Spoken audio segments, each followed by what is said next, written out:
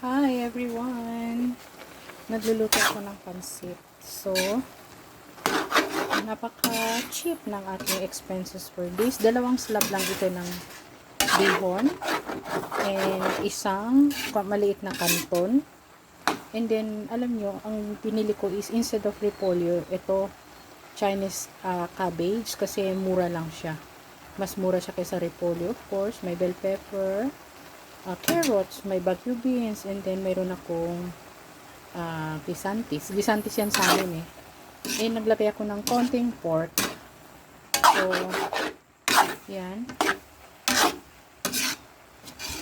This is, simple celebration for something for us. So, this is very special.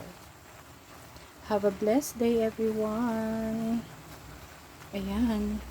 And it gives me some satisfaction of my craving. So let's eat. Bon appetit.